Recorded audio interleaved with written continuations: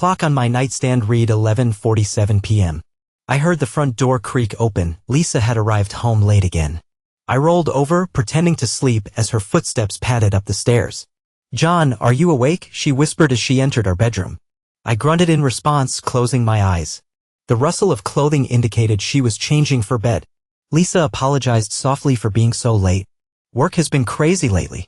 I wanted to believe her, but doubt shook me. This was her third time coming home after 11 p.m. this week. As she slid beneath the covers, I caught a whiff of an unfamiliar cologne. The next morning, I stumbled into the kitchen and found my sister Nancy already there, sipping coffee. She was visiting for the weekend, a welcome break from my growing suspicions.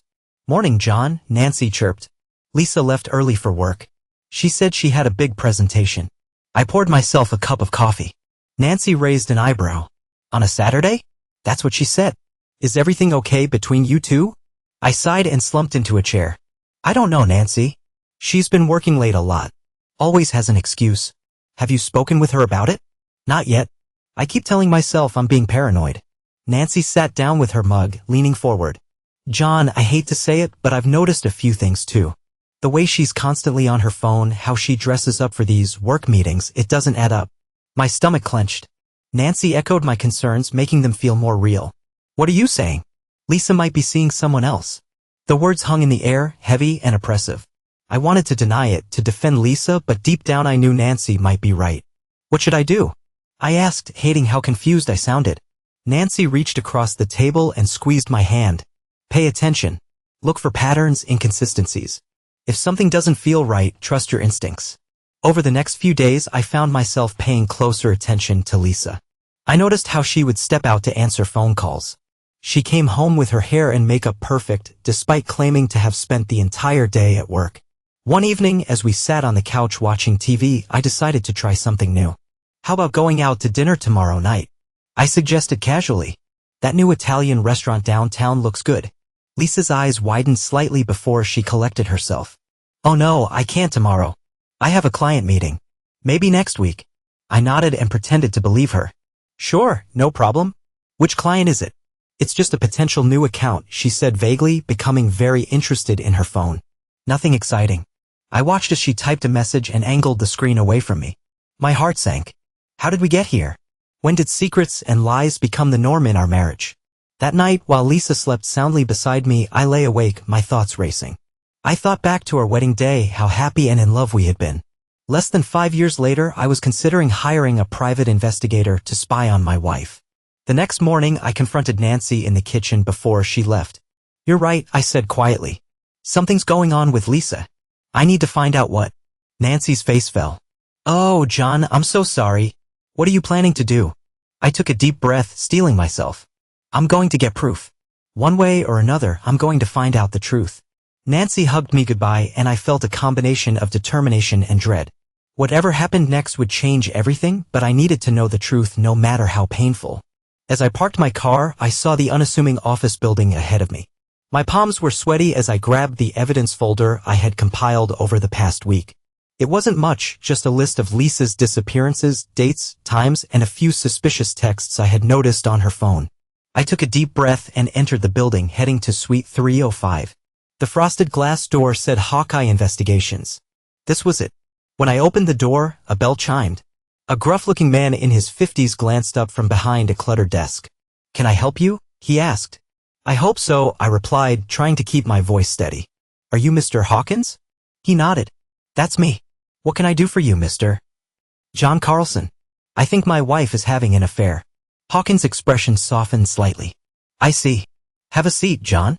Tell me what's going on."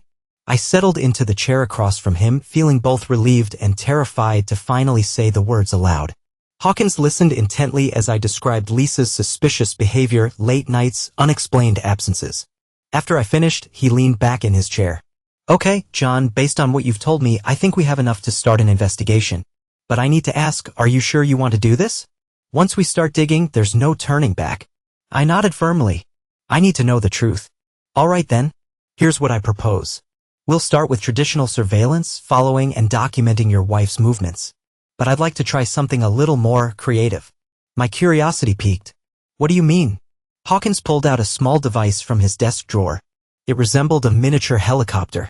This is a high-tech drone outfitted with a camera. It's small, quiet, and can record high-quality video from a distance. If your wife is meeting someone, this little guy can capture the footage without being detected. I stared at the drone, a combination of fascination and unease washing over me. Is this legal?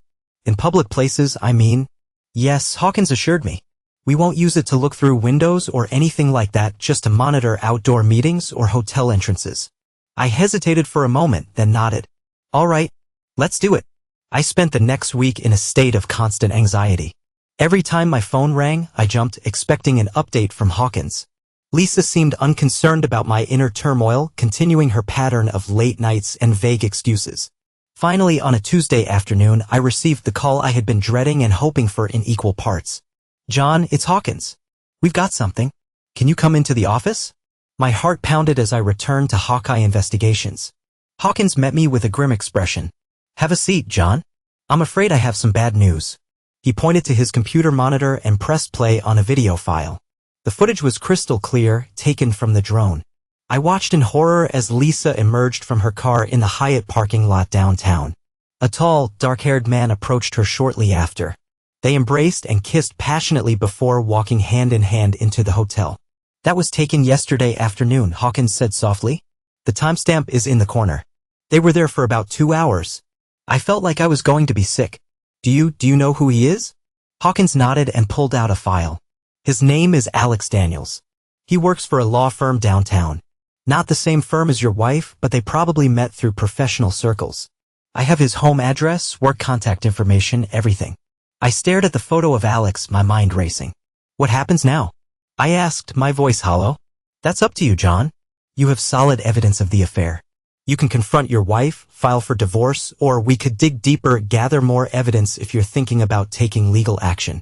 I thought about Lisa, about the life we had built together, about the future we had planned. It all felt like ashes now. I need time to think, I said finally. Can I get copies of everything you found? Hawkins nodded, handing me a USB drive. It's all here. Video footage, photos, background on Alex. Take your time, John. This isn't easy to process. As I left the office, clutching the USB drive like a lifeline, I felt numb. Part of me wanted to rush home, confront Lisa, and demand answers. But another part, colder and more calculating, whispered that I needed to be smart about this. I needed a plan.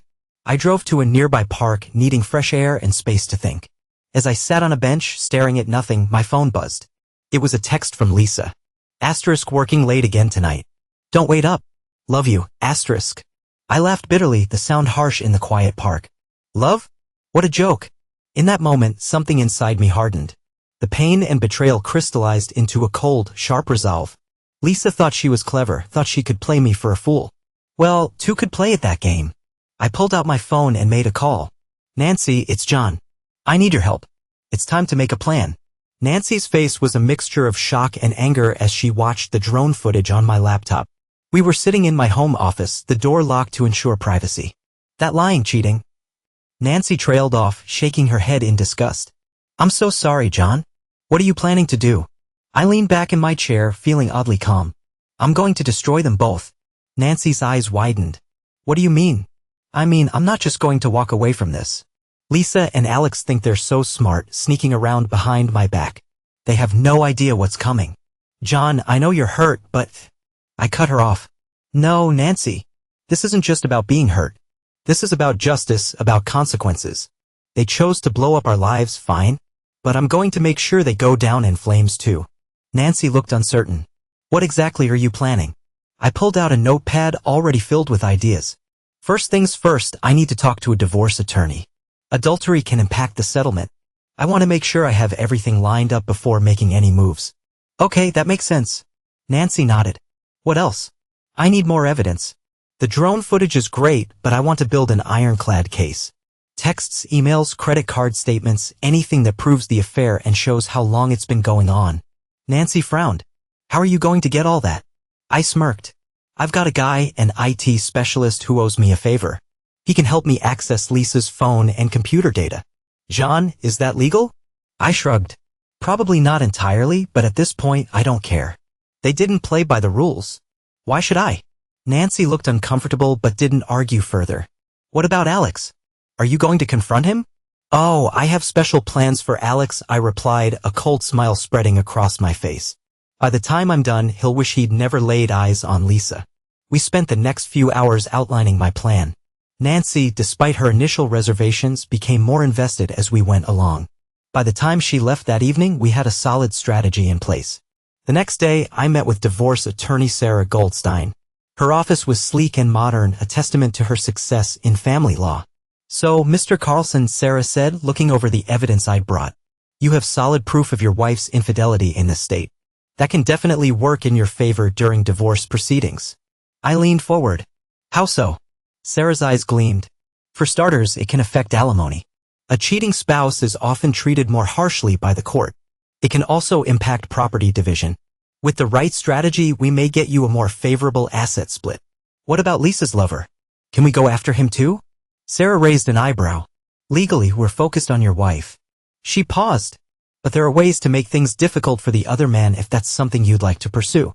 I nodded grimly. Oh, I'm very interested. We spent the next hour discussing strategy. By the time I left her office, I was more certain than ever about my plan. My next stop was to see my former college roommate, Mike Chin. He runs a successful IT security firm, and I knew he had the expertise I needed. John, man, this is rough, Mike said, shaking his head as I explained the situation. Thank you, Mike, but I didn't come for sympathy. I need your help. Mike's expression became serious. What do you need? I need access to Lisa's digital life, emails, texts, location data. Everything. Mike whistled. That isn't exactly above board, John. We're dealing with serious privacy issues here. I met his gaze steadily. I understand. But I also know you can do it without leaving a trace. Please, Mike. I wouldn't ask if it wasn't important. He sighed, running a hand through his hair. All right, I'll help you. But John, be careful with this stuff. If anyone finds out. They won't. I'll be discreet. Over the next few days, I threw myself into collecting and organizing evidence. Mike came through with a wealth of digital information, texts between Lisa and Alex, emails arranging their meetings, even location data revealing Lisa's lies. It was like assembling a twisted puzzle, each piece revealing more of the dark picture. As I worked, I could feel myself changing. The pain and shock were still present, but they were overshadowed by a cold, calculated determination. I was no longer just John, the betrayed husband. I was becoming something else, methodically plotting the downfall of those who had wronged me. One evening, while sitting in my office surrounded by evidence of Lisa's betrayal, I heard the front door open. John, are you home? Lisa's voice called out. I quickly locked away the incriminating documents and wore a neutral expression as she entered the office, smiling tiredly. Hi, you.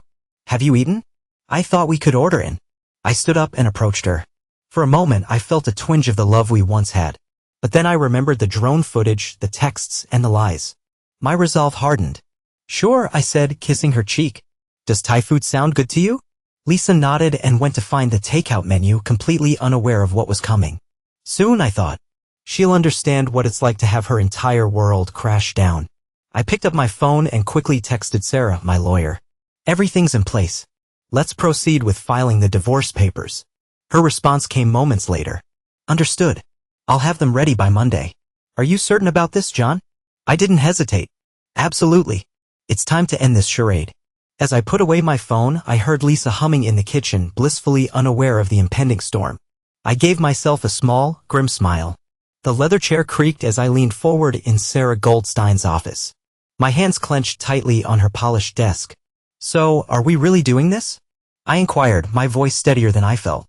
Sarah nodded, her face serious. The divorce papers are ready, John. Once we file, there's no going back. Are you absolutely certain this is what you want? I took a deep breath, recalling Lisa's betrayal and Alex's smug expression in the drone footage. I've never been more certain of anything in my life. All right, Sarah said, sliding a thick stack of documents toward me. Let's go over them one last time. For the next hour, we read through the divorce papers, Sarah explaining each section in detail. Now, given the evidence of adultery, Sarah tapped a specific paragraph. We're advocating for a more favorable asset distribution. The house, the savings accounts, the majority of them should go to you. I nodded, a grim satisfaction settling into my chest. Good. How about alimony? Sarah curled her lips into a small smile. We have proof. Lisa is unlikely to be awarded much, if anything. The judge is less sympathetic to cheating spouses. Perfect, I said, then paused. Sarah, there's one more thing I'd like to discuss. She raised an eyebrow. What is that? Serving the divorce papers. I want to ensure Lisa receives them at a specific time and location. Sarah frowned. John, we usually use a professional process server. It's more reliable, eh? I understand, but this is important to me. I want her served at her company's annual gala next week.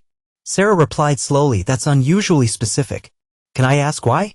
I met her gaze steadily. Because I want her to experience the same public humiliation she caused me. I want her perfect little world to come crashing down around her, just like that. Sarah remained silent for a moment, studying me. Finally, she exhaled. I can't say I approve of the motivation, John.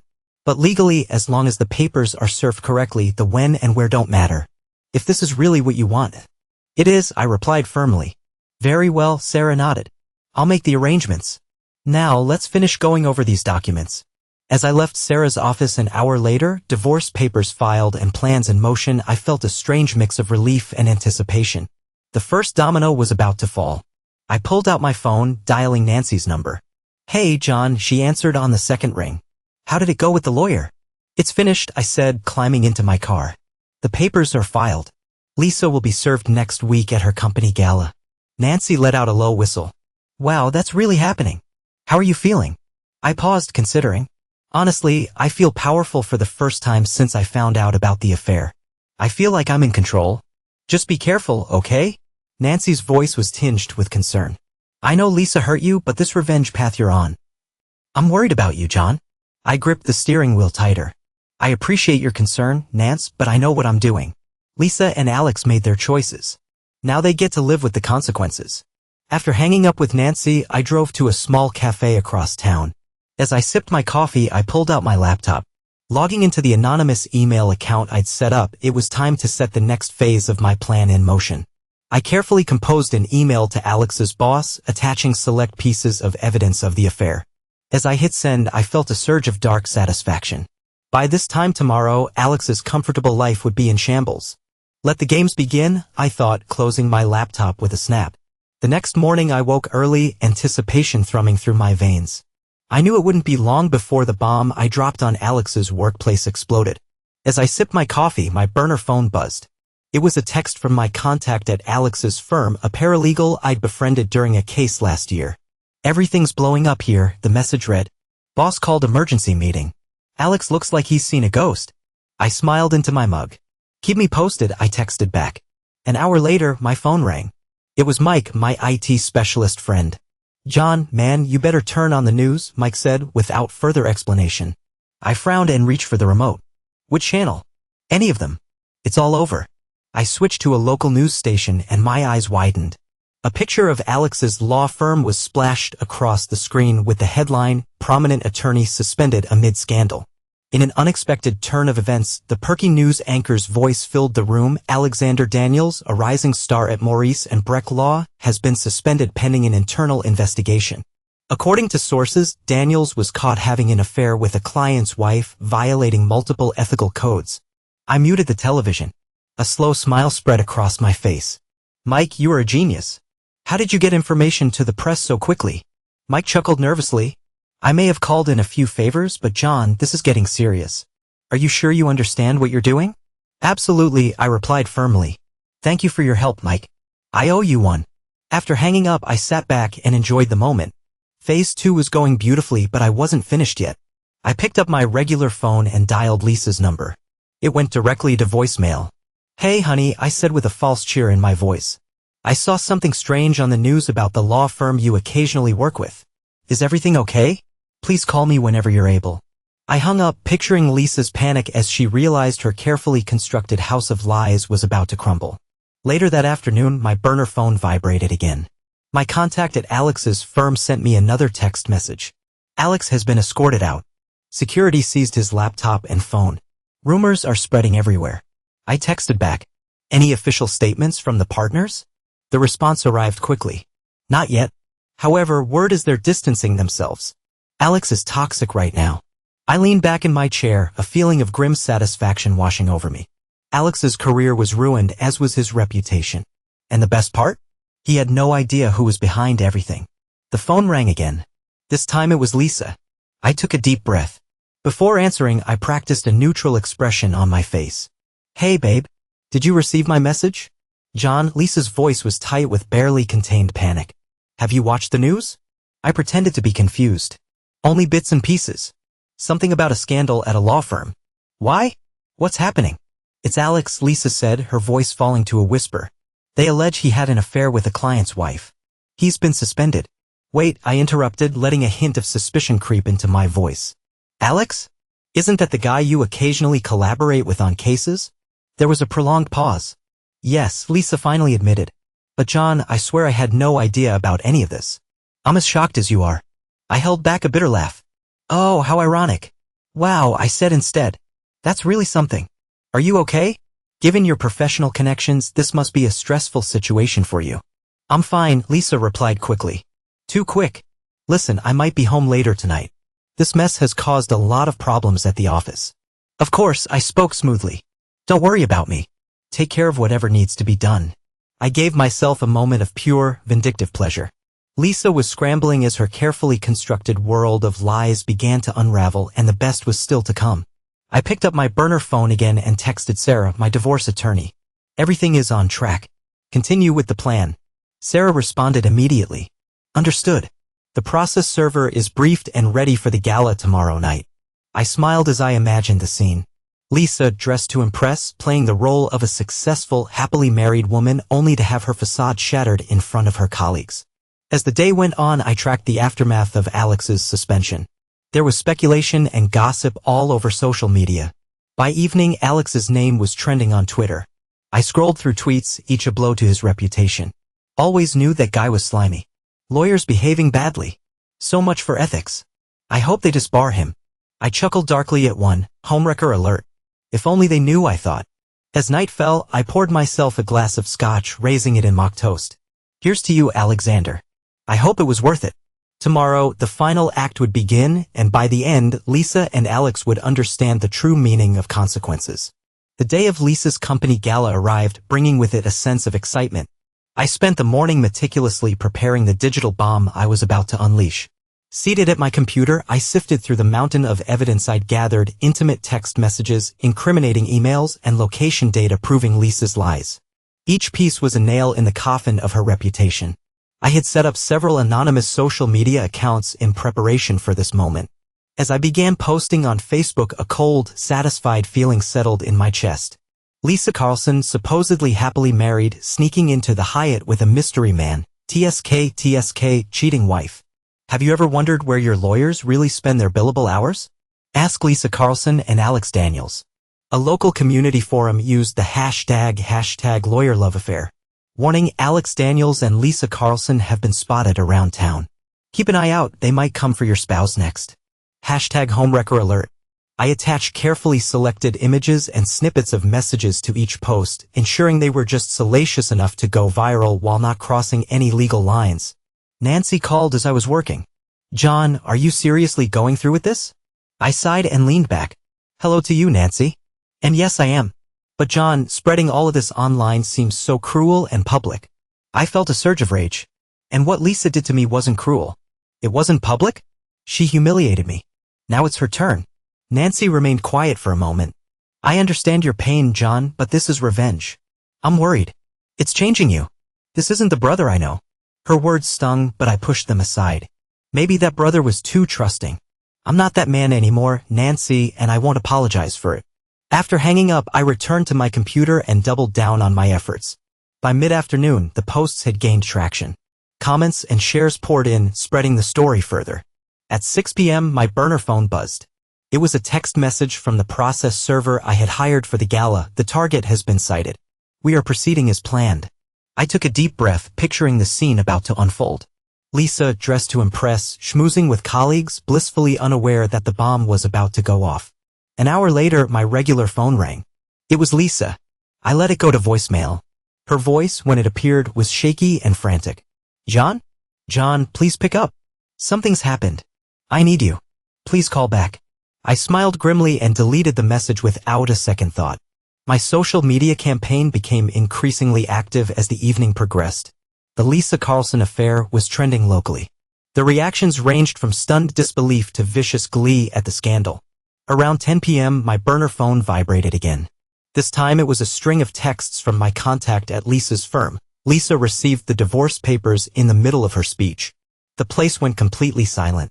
Then she burst into tears and ran. Everyone's on their phones now, seeing all the posts. It's a madhouse here. I leaned back, a feeling of grim satisfaction washing over me. Phase 3 was complete. Then there was a pounding on my front door. I tensed, then relaxed when I heard a familiar voice. John? John, I know you're in there. Open up. It was Alex. I smiled coldly as I walked to the door and opened it. Alex stood there, his usually impeccable appearance in disarray, his eyes wild, his fists clenched at his side. You, he snarled. You did it. You've ruined everything. I leaned against the doorframe, adopting a casual posture. I'm not sure what you're talking about, Alex, but you seem upset. Woman troubles? He lunged forward and grabbed my shirt. Don't play dumb. The suspension, the social media posts, Lisa getting served at the gala, it was all you. I glanced at his hand on my shirt, then back to his face. I'd be very careful about your next move, Alex. Assaulting me will look bad on top of everything else, won't it? He released me, stepping back. Why, he demanded.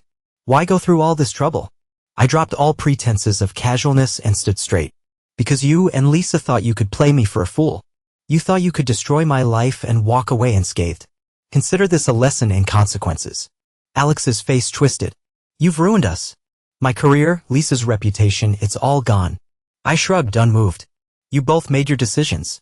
Now you get to live with them. I'd like you to leave, Alex, before I call the cops and add trespassing to your growing list of problems.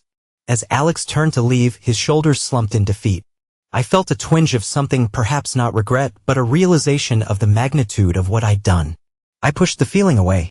It was too late for second thoughts now. I closed the door and leaned against it, listening as Alex's car started and drove away. It was finished. My revenge was complete. As I walked back to my study, my phone buzzed again. Sarah had texted me, the divorce papers have been served successfully. Are you okay? I stared at the message for a long time before responding. I'm fine. It's finally over. But as I sat in the quiet of my study, surrounded by the digital remnants of my revenge plot, I couldn't help but wonder if it was finally over. Where did I go from here? The courthouse loomed before me, its stone facade a silent witness to the many battles fought within its walls.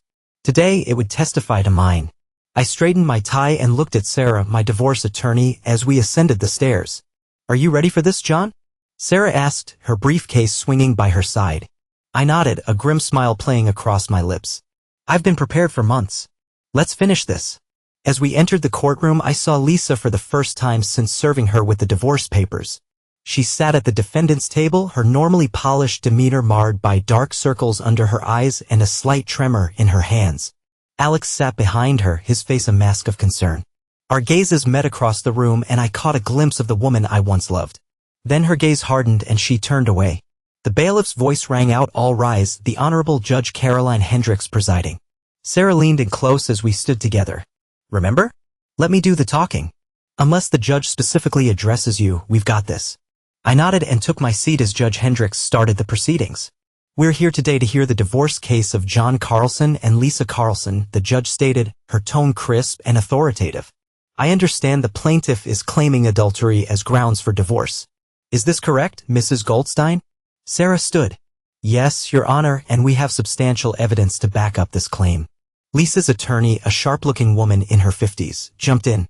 Your Honor, my client acknowledges her indiscretion but contends that Mr. Carlson's subsequent actions constitute a form of harassment. Judge Hendricks held up a hand, silencing her. We'll get to that, Mrs. Patel. For now, let's review the evidence of adultery. For the next hour, I watched as Sarah methodically presented our case. The drone footage, text messages, credit card statements, all laid bare for the court to see. With each piece of evidence, Lisa seemed to shrink further into her chair. When it was Lisa's turn to speak, she stood on shaky legs. Your Honor, I made a horrible mistake. I know that. But what John has done since finding out, the public humiliation, the destruction of my career and Alex's, is beyond cruel. I felt a flare of anger at her words before I could stop myself. Cruel? You want to talk about cruel, Lisa? How about lying to my face for months? How about making me look like a fool in front of everyone we know? Mr. Carlson, Judge Hendricks warned, please refrain from speaking out of turn. I nodded, chastened but still seething. My apologies, Your Honor. The judge turned back to Lisa. Mrs. Carlson, while I sympathize with your current situation, the evidence of your infidelity is overwhelming. And unfortunately for you, we are in a fault divorce state. Your actions will have consequences in terms of the settlement. Lisa's face crumpled and she sank back into her chair. Her attorney stood ready to argue, but Judge Hendricks waved her off. Save your breath, Mrs. Patel. I've made my decision. Given the circumstances, I'm awarding Mr. Carlson the house and the majority of the shared savings accounts. Mrs. Carlson, you'll be responsible for your own legal fees and no alimony will be awarded. I couldn't help the smile that spread across my face. Sarah squeezed my arm in silent congratulations as the judge continued outlining the terms of the divorce. I glanced over at Alex. He sat there, a look of utter defeat on his face. Good, I thought. It's about time he realized the cost of his actions. Just as the judge was about to adjourn, Sarah stood up. Your Honor, there's one more matter we'd like to address. My client would like to file a restraining order against Mr. Alex Daniels. Alex's head snapped up, his eyes wide with shock. What? Why? Judge Hendricks raised an eyebrow. On what grounds, Mrs. Goldstein? Sarah pulled out another file. Your Honor, we have evidence of Mr. Daniels making threatening statements towards my client as well as attempting to enter his property without permission. I remembered Alex's drunken visit to my house, his angry texts and voicemails, all carefully documented, all part of my plan. The judge reviewed the evidence, her expression growing stern. I see. Mr. Daniels approached the bench. Alex stumbled forward, his face pale. Your Honor, I was upset. I never meant. Save it, Mr. Daniels, Judge Hendricks cut him off. I'm granting the restraining order. You are to stay at least 500 feet away from Mr. Carlson at all times. Do you understand? Alex nodded numbly, shuffling back to his seat. Lisa reached out to touch his arm, but he shrugged her off as the judge brought down her gavel, finalizing the divorce and the restraining order. I felt a weight lift from my shoulders. It was finished. I'd won. Outside the courtroom, Sarah shook my hand, a broad smile on her face. Congratulations, John. It couldn't have gone better if we'd scripted it ourselves. I nodded, watching as Lisa and Alex huddled with their attorney further down the hall. Thank you, Sarah, for everything. As I turned to leave, I heard Lisa call out, John, please wait. I paused, considering ignoring her, but curiosity won out. I turned back. What is it, Lisa? She stood there, tears streaming down her face. I'm sorry for everything. I know it doesn't change anything, but I'm sorry. I looked at her. This woman I'd once loved more than anything in the world. Now all I felt was a cold emptiness. You're correct, Lisa. It doesn't change anything. Goodbye. As I walked away, leaving my old life behind, I felt a strange mix of triumph and hollowness. I had won the battle, but at what cost? The thought nagged at me as I left the courthouse, stepping into the bright sunlight of a new chapter in my life. Weeks passed and I found myself unable to let go of my obsession with Lisa and Alex's downfall. I'd won. Yes, but I needed to see the full extent of their ruin. One rainy afternoon, I drove to the seedier part of town where I knew Lisa had been forced to relocate. The apartment building was a far cry from our spacious suburban home, its paint peeling and gutters overflowing. I parked across the street, watching as Lisa trudged up the steps laden with grocery bags. She looked different, smaller somehow, her designer clothes replaced by worn jeans and a faded sweater. As if sensing my presence, she glanced up, her eyes meeting mine through the car window. For a moment, we just stared at each other. Then she shook her head and disappeared into the building. My phone vibrated. It was Nancy. John, where are you? I've been trying to reach you all day. I sighed, starting the car. I'm just running some errands. What's up? Nancy's voice was tight with concern. I'm worried about you, John. This obsession with Lisa and Alex, it's not healthy. Have you thought about talking to someone? I pulled away from the curb, heading towards downtown. I'm fine, Nancy. I'm just tying up loose ends. Loose ends? John, the divorce is final. It's over. You need to move on. I felt a flare of irritation. I'll move on when I'm ready. I've got to go, Nance. I'll call you later. I hung up before she could protest, focusing on the road ahead, my next stop. Alex's former workplace, the law firm of Morris & Brecht, was housed in a sleek high-rise, all glass and steel. I entered the lobby, approaching the reception desk with a confident smile. Good afternoon, I said smoothly. I have an appointment with Mr. Brecht. The receptionist, a young man with a skeptical expression, raised an eyebrow. Your name, sir? John Carlson. He tapped at his computer, then frowned. I'm sorry, Mr. Carlson, but I don't see any appointment for you today. Feigning surprise, I said, no? That's odd. I'm sure Mr. Brecht's assistant scheduled it. Something about discussing the Daniels situation. At the mention of Alex's name, the receptionist's eyes widened slightly. He lowered his voice. Ah, I see. Let me call up to Mr. Breck's office. As he made the call, I glanced around the lobby. Alex's face used to smile down from the rising star's wall. Now his photo was conspicuously absent. The receptionist hung up looking flustered. Mr. Brecht will see you, Mr. Carlson. 15th floor, at the end of the hall. As I walked towards the elevators, I nodded my thanks and hid a smirk. Sometimes a little misdirection goes a long way. Mr. Brecht, a distinguished man in his 60s, stood as I entered his office. Mr. Carlson, I must say, this is highly unusual. We don't typically talk about former employees. I sat across from him, maintaining an air of calm authority. I understand, Mr. Brecht, but given the unique circumstances surrounding Mr. Daniels' departure, I thought it best to follow up for closure. You understand? Brecht's expression softened slightly. Yes, the affair is such a nasty business. I assume you are the wronged husband. I nodded solemnly. I am. And I hope you understand, I'm not here to cause trouble. I just want to make sure Mr. Daniels doesn't make the same mistakes again. Brecht leaned back in his chair, studying me. Well, Mr. Carlson, I can assure you, Alex Daniels is no longer associated with this firm. His actions were a clear violation of our ethical standards, not to mention a PR nightmare. And his future as a lawyer? I prodded gently. Brecht sighed. Off the record? The man is radioactive. No reputable firm will even consider working with him. Last I heard, he was working as a paralegal at a strip mall. A spectacular fall from grace, wouldn't you say? I allowed myself a small smile. Indeed. Thanks for your time, Mr. Brecht. You've been very helpful. As I left the office, I experienced a surge of satisfaction. Alex's promising career, which he had been so proud of, was in tatters. He would never recover from this, not fully. My phone vibrated again. Nancy sent another text. John, please call me. I'm very worried about you. I ignored it. Instead, I thought about my next step. Tonight, the community center was hosting a meeting to discuss recent neighborhood events. I suspected Lisa and Alex would come up in conversation. I slipped into the back of the community center just as the meeting was starting. The room was crowded with familiar faces from around town. Now we'll move on to the next item of business, the committee chair announced. We have received some concerns about certain individuals in our community, specifically Lisa Carlson and Alex Daniels. A murmur spread through the crowd. I sank lower in my seat and listened intently. I don't want them around my children, a woman spoke up. What type of example are they setting? Another man chimed in. I heard Alex lost his job. Good riddance, I say. We don't need people like that in our neighborhood.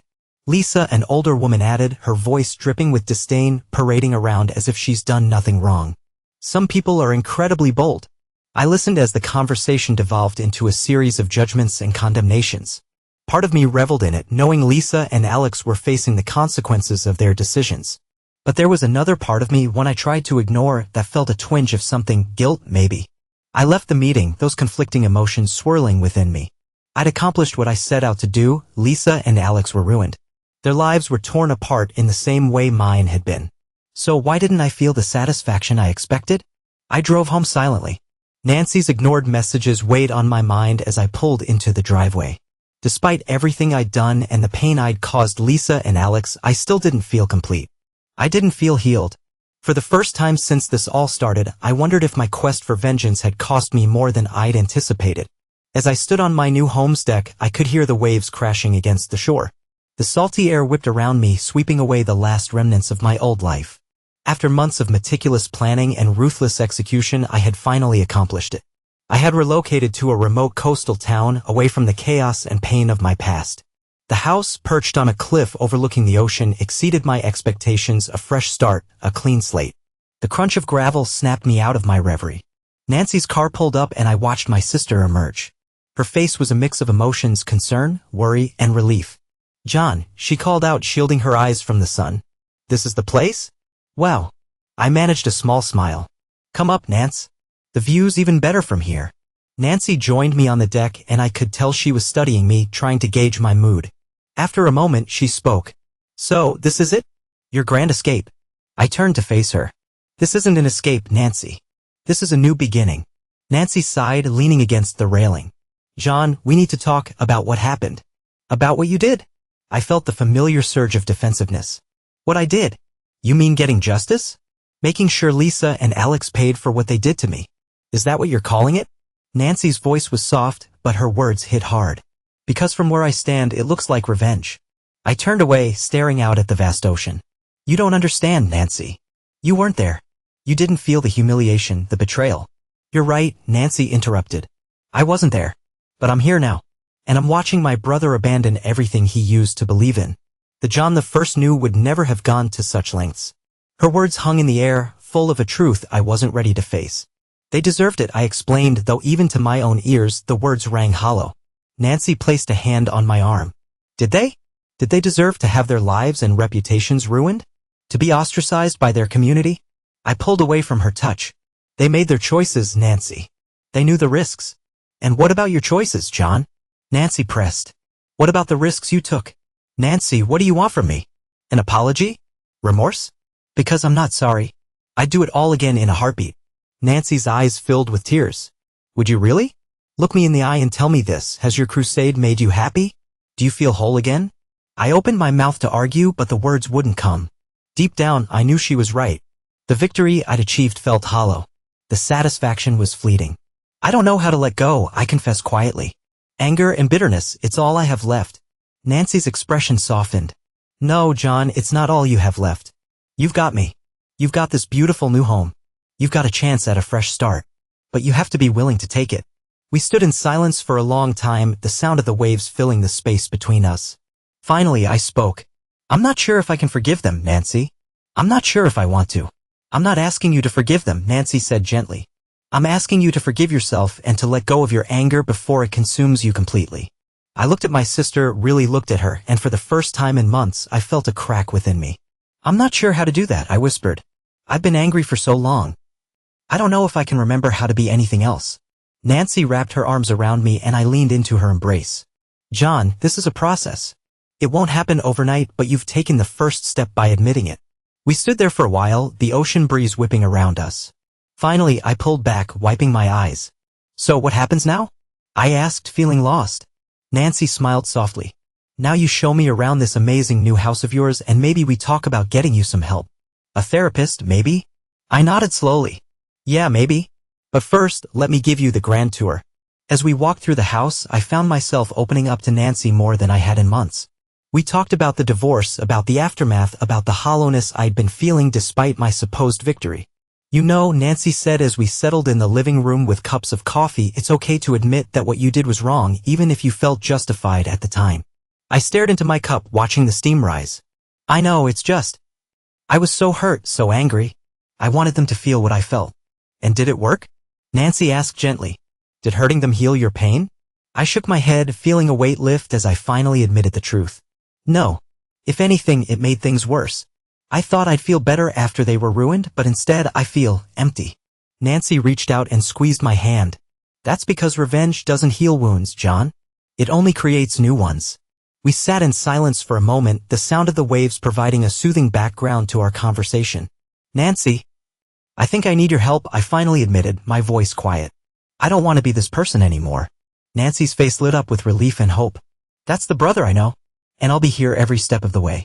As the sun began to set, casting a golden glow across the ocean, Nancy and I stood on the deck once more. She looked around and smiled. It's beautiful here. A great place for a fresh start. I nodded, feeling hopeful for the first time in months. Yeah, it is. And I'm going to make the most of it. Nancy turned to me, her expression serious. Promise me something, John. What's that? Promise me that you'll let go of the past, that you'll focus on healing yourself instead of hurting others. I took a deep breath, looking out over the horizon.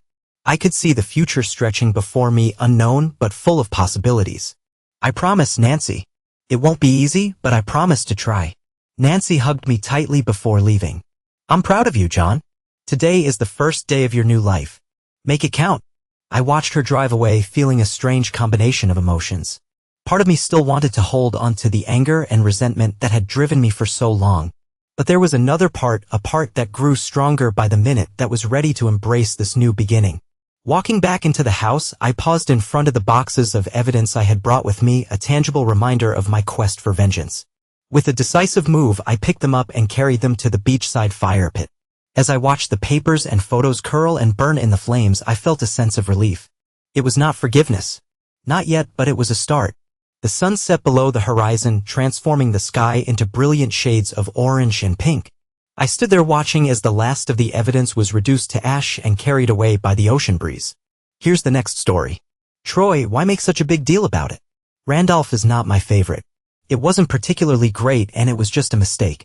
I've been a married mother for 10 years. Give me a break, for heaven's sake. It was only one time.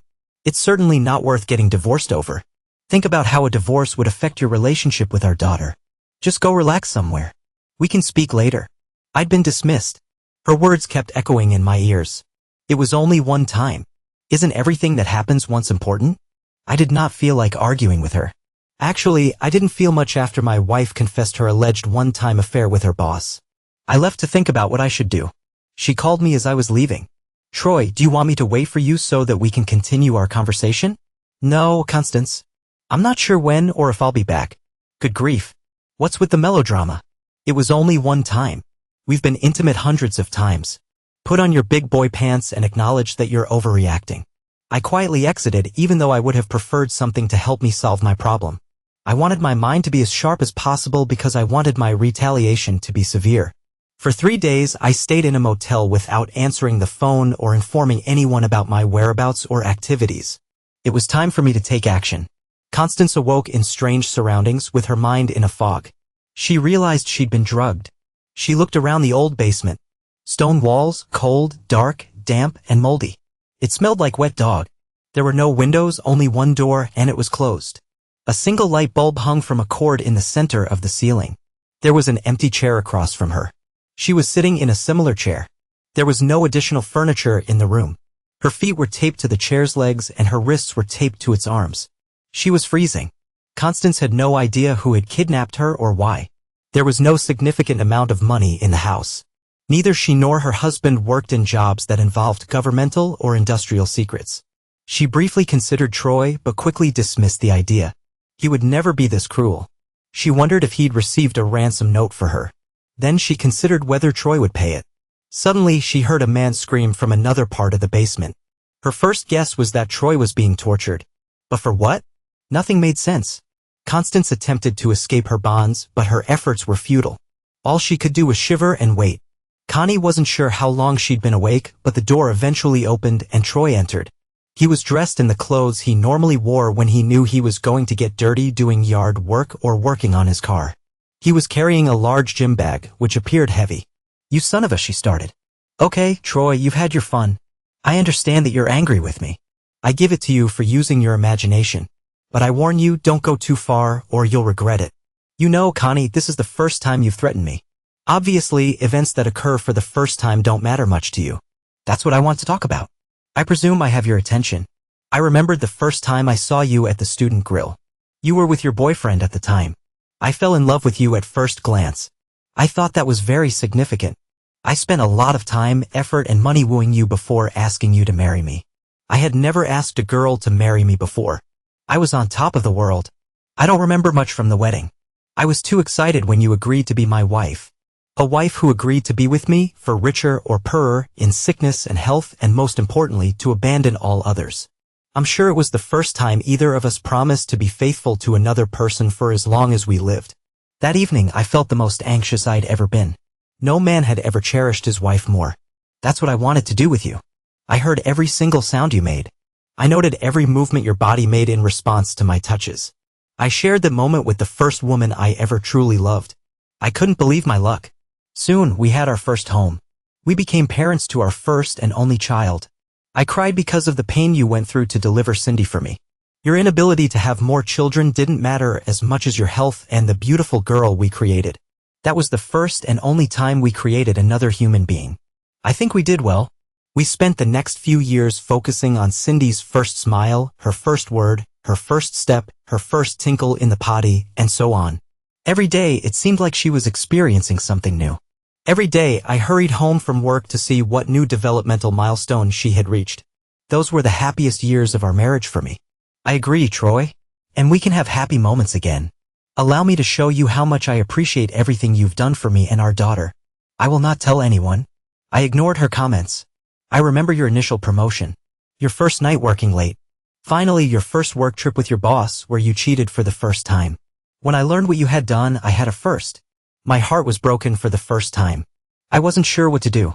I was in a place I never expected to be. I was alone for the first time since our marriage. I'm still here for you, Troy. You don't need to do anything but let me go. Let you go? Troy, I promise to make things right. I am going to quit my job. I'll sue Randolph for harassment. I will do anything you ask to make things right. Make things right? You can't just undo this. It's not like a bent nail that can be hammered back into shape and used again. Then I'll let you get even. I give you permission to be with anyone you want and I won't hold it against you. How about that? When I do something wrong in response to you doing something wrong, it doesn't make things right. It just means we both did something wrong. It worries me that you wouldn't hold it against me if I was with another woman. If you don't mind me fooling around, that can only mean you believe it's acceptable for all married people to cheat on one another. You were the first of the two of us to do this and now you're waiting on me to catch up. Once I've done that, you can go again with another man. No. I just want to get things back to how they were in our marriage before I made that stupid mistake. I don't believe it was an error. I believe you and your boss have been sneaking around for quite some time. The only mistake you really think you made was getting caught. Troy, how could you believe such nonsense? Randolph said it was easy. What? When did you talk to him? Just a little while ago. I can't believe you didn't hear his screams. It's amazing what a little shock therapy can do to get a man to talk. After a few jolts, he revealed everything. Your weekend trip with him wasn't the first time, and it wouldn't have been the last. Okay, I lied. But I lied to spare your feelings and keep our marriage alive for our daughter's sake. A typical divorce would award me primary custody, alimony, and child support. But if you need to divorce me, what if I give you any custody terms you want for Cindy short of full custody? I promise to sign whatever documents you draw up. Please let me and Randolph go. You know, there's one important first I can't recall. When did you first lie to me? I don't know when it was, but I know you've been lying ever since. Troy, if you refuse to listen to reason, I will fight you over custody and asset distribution. You will lose far more than if you had just forgiven me. That's what I figured. That's why I had to devise a strategy where I would gain custody and obtain all the assets. He smirked. Connie quickly realized what he meant. You wouldn't. You couldn't. The law doesn't care if it's your first time doing something like this. If you kill me, they will prosecute you and no one will be free. You won't have Cindy. You're mistaken about one thing, Connie. This will not be the first time I've done something like this.